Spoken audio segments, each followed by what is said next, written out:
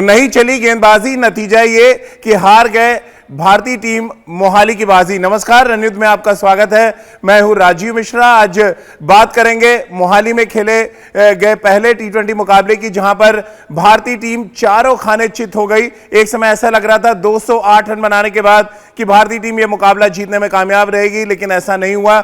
मुकाबला हाथ से निकला, बाजी हाथ से निकली और एक बार फिर भारतीय गेंदबाजी की कलई खुल गई। भारतीय गेंदबाजों के इस खराब प्रदर्शन पे बातचीत करेंगे, साथ ही बात भारतीय कप्तान की भी करेंगे, भारतीय फील्डर्स की करेंगे।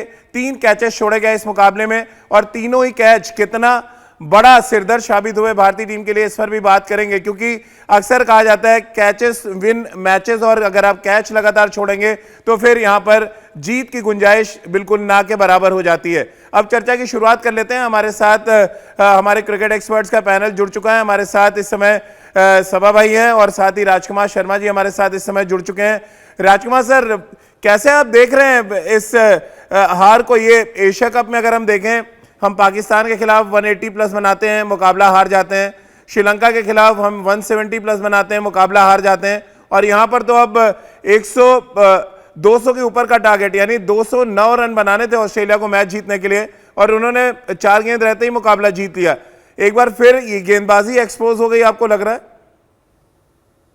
बिल्कुल राजीव, अनफॉर्चुनेट है कि इतना बड़ा स्कोर हम डिफेंड नहीं कर पाए, और मुझे लगता है कि कहीं ना कहीं हमारी गेंदबाजी एक्सपोज हुई है। अगर आप अक्षर पटेल को छोड़ दें तो सभी गेंदबाजों ने 11-12 रन की एवरेज से रन दिए हैं, जो कि बहुत अनफॉर्चुनेट है। और डेथ बॉलिंग, मुझे लग रहा है कि भारत जो पहले परेशानी भारत की थी, काफी लंबे समय से चली आ रही थी, जो बुमराह के आने से थोड़ी ठीक हो गई थी, अब दोबारा वही परेशानी भारतीय टीम के लिए एक बहुत बड़ी परेशानी है कि हम अपने डेथ ओवर्स में गेंदबाजी अच्छी नहीं कर पा रहे हैं। हमारे पास ना यॉर्कर्स हैं, ना स्लोअर वंस हैं। जो वेरिएशन चाहिए वहां पे डिफेंड करने के लिए, या वहां पर जो स्पीड चाहिए, वो शायद हमारी गेंदबाजी में नहीं नजर आ रही है। उसी का नतीजा है कि इतना बड़ा स्कोर करने के बावजूद हम ये मैच हार गए।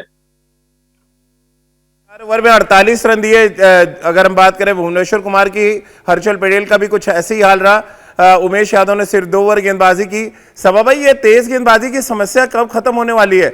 इस तरह से पिटाई होती रही तो हम वर्ल्ड कप जीतने का ख्वाब कैसे देख पाएंगे, या ख्वाब ये कैसे पूरा होगा?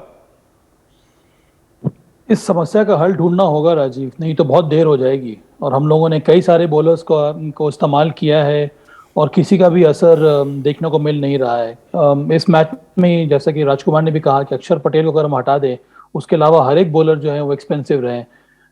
हर्षल पटेल ने 3 ओवर डाले, अच्छी गेंदबाजी की थी, पर अंतिम जो 18वां ओवर डाला वहां पर वो काफी ज्यादा महंगे साबित हुए। भुवनेश्वर कुमार, ये तीसरी बार है कि 19वां ओवर डालने के लिए उनको कहा गया था और 19वां ओवर उन्होंने बहुत महंगा डाला है। 18वां और 19वां ओवर मिलाकर भारत ने 38 रन दिए हैं। तो आप समझ सकते हैं कि दबाव जब बढ़ता है भारतीय गेंदबाजों के ऊपर, विशेष करके अंतिम के ओवर्स में या फिर डेथ ओवर्स में, वहां पर हमारी जो गेंदबाजी है वो बिखर जाती है। और कई सारे बॉलर्स को हम लोगों ने इस्तेमाल किया है और सबका हाल यही हो रहा है। इस समय हम लोग बहुत ज्यादा विश्वास बनाकर बैठे हुए हैं जसप्रीत बुमराह के ऊपर, पर वो कितने मैच फिट हैं, कब वो वापसी करेंगे, उनका फॉर्म क्या रहेगा, ये कहना बहुत मुश्किल है। उसके साथ साथ हमारी ग्राउंड फील्डिंग, हमारी कैचिंग कितनी खराब रही है, और हर एक रन का फर्क पड़ता है। अब कैमरन ग्रीन का कैच अगर अक्षर पटेल पकड़ लेते तो इतना बड़ा स्कोर वो खड़ा नहीं कर पाते। स्टीव स्मिथ ने कैच ड्रॉप होने के बाद कुछ और रन जोड़ दिए। मैथ्यू वेट को आप देखिए, आईपीएल के लिए जब खेल रहे थे तब वहां उन्होंने रन बनाए नहीं, पर वो जब नीचे आए बल्लेबाजी करने के लिए ऑस्ट्रेलिया के लिए, तो वहां उन्होंने 45 रन बना दिए। तो ये सारी समस्याएं हैं जो भारत को बहुत जल्दी इसका विकल्प ढूंढना होगा।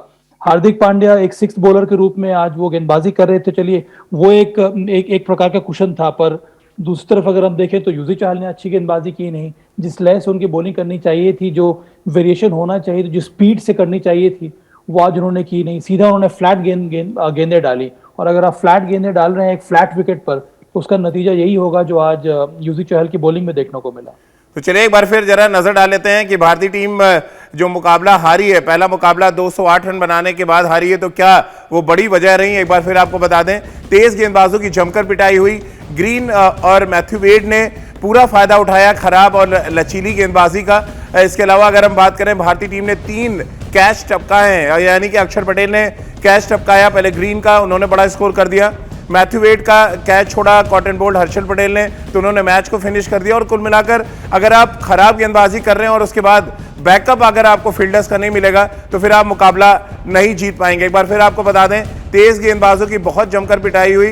ग्रीन ने लगभग 200 के स्ट्राइक रेट से बल्लेबाजी की और कुछ वैसे ही मैच को फिनिश करने का काम मैथ्यू वेड ने किया। और उसके बाद रही सही कसर भारतीय गेंदबाजों ने, एक तो खराब गेंदबाजी की थी, भारतीय फील्डर्स ने कैचेस छोड़कर मैच बहुत आसानी से ऑस्ट्रेलिया की झोली में डाल दिया। हमारे साथ राजकुमार शर्मा जी और सबा करीम लगातार इस चर्चा में है।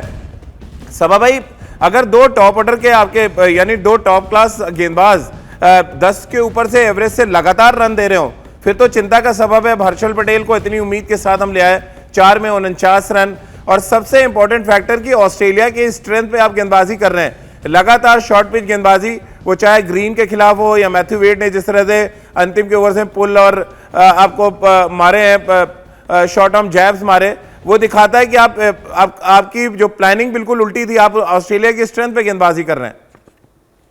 ऐसी बात भी नहीं है राजीव, आपने देखा होगा कि भुवनेश्वर कुमार ने थोड़ा बहुत परिवर्तन करने का प्रयास किया था। उन्होंने ज्यादातर जो अंतिम के ओवर्स डाले वहां पर उन्होंने यॉर्कर डालने का प्रयास किया था, पर उनकी जो गेंदें हैं यॉर्कर तो हो रही थी पर डाउन द लेग साइड चली जा रही थी।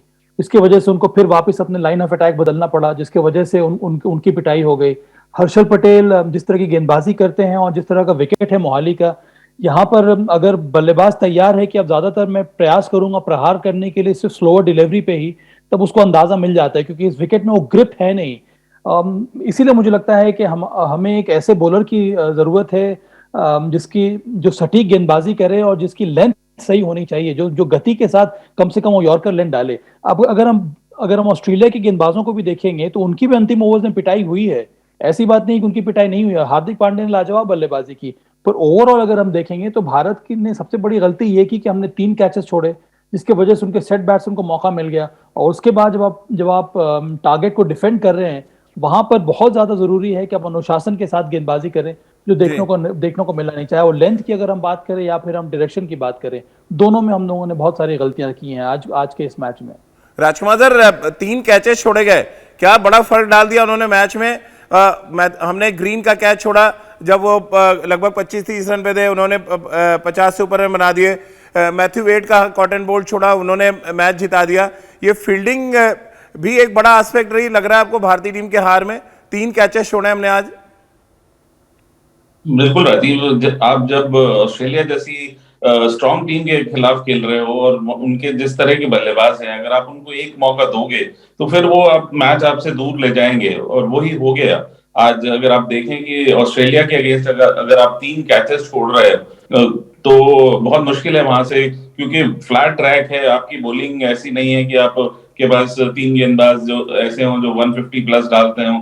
तो हमारी गेंदबाजी भी उतनी गेंदबाजी में उतना पैनापन नहीं है, और साथ साथ उसके इस तरह की फील्डिंग होगी तो फिर कोई भी स्कोर डिफेंड करना बहुत मुश्किल हो जाएगा।